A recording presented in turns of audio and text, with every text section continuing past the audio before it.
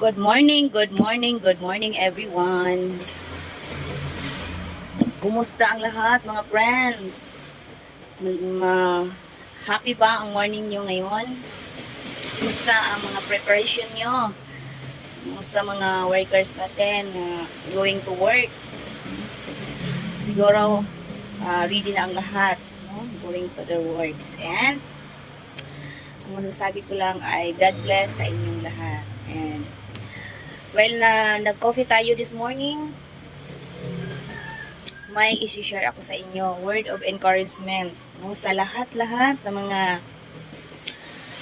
kapanood, sa mga lahat ng mga viewers, mga followers, sa lahat-lahat ng mga tao sa buong mundo. My word of encouragement ako sa inyong lahat, no, from the word of God. Proverbs 16 verse 3. Commit to the Lord whatever you do, and your plans will succeed. Yon ang sabi ng Word of God sa ating lahat. Gusto ni Lord na ang mga tao ay kung ano man ang mga plan nila sa buhay, kung ano man ang mga pangarap nila sa buhay, gusto ni Lord na kasama siya sa inyong mga pangarap, sa inyong mga plans, mga friends. Kaya ang challenge dito ay whatever you do, whatever your plans, you will commit Him.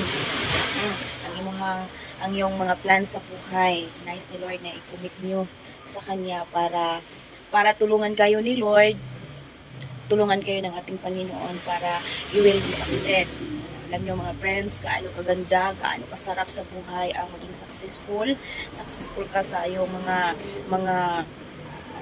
gawain, sa iyong mga plans, sa iyong mga kahit ano na mga gusto mong gawin, basta mabuti lang ha, wag lang yung masama, no? Ayaw ni Lord yung maging successful ka sa mga masama mong mga gawain. Gusto ni Lord na yung mga mabuti, no? Mga mabuti na makabubuti rin sa ating mga sarili, no? Sa ating mga family and sa ating kapwa-tao, no? 'Yun ang gusto ni Lord. Kaya sa lahat ng ating mga plans sa buhay for good, gusto ni Lord na maging kasama siya. Kaya friends, I encourage you na bigyan mo ng pansin ang Lord, si Lord, no, sa atin, sa iyo, kasi wala talaga tayong magagawa pag wala si Lord sa atin, no?